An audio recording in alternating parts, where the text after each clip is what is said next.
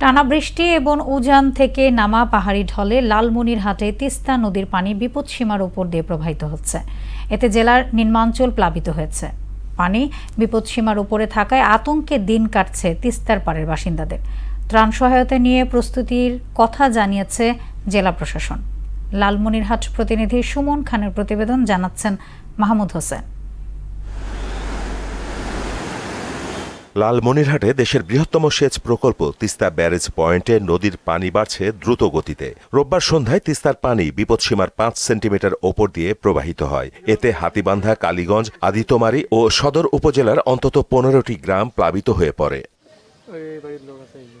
এরই মধ্যে বন্যার পানিতে তলিয়ে গেছে ঘরবাড়ি, রাস্তাঘাট, ফসলি জমি। পানিবন্দী হয়ে পড়েছে শত শত পরিবার। আশ্রয় কেন্দ্রে ঠাঁই নিয়েছে অনেকে। অতিরিক্ত তিস্তার পানির বাড়ার কারণে এই বাঁধ ভাঙ্গা যায়।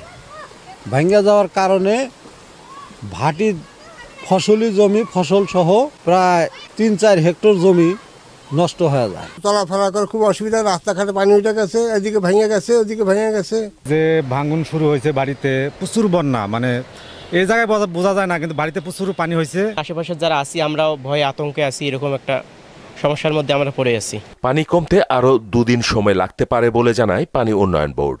আগামী 48 ঘন্টা অতিভারী বা মাঝারি বৃষ্টিপাতের সম্ভাবনা রয়েছে। সেক্ষেত্রে তিস্তা নদীর পানি বিপদসীমার কাছাকাছি বা উপর দিয়ে প্রবাহিত হতে পারে। লালমনিরহাট পানি ট্যাঙ্কও আমরা সার্বক্ষণিক মনিটরিং এ রেখেছি। প্রতিনিয়ত পানি বাড়ায় নতুন করে বন্যার শঙ্কা দেখা দিয়েছে নদী তীরবর্তী মানুষের মধ্যে। তিস্তা পাড়ের মানুষকে সব ধরনের সহায়তায় প্রস্তুতির কথা জানিয়েছে জেলা প্রশাসন। মাহমুদ হোসেন, মোহনা সংবাদ।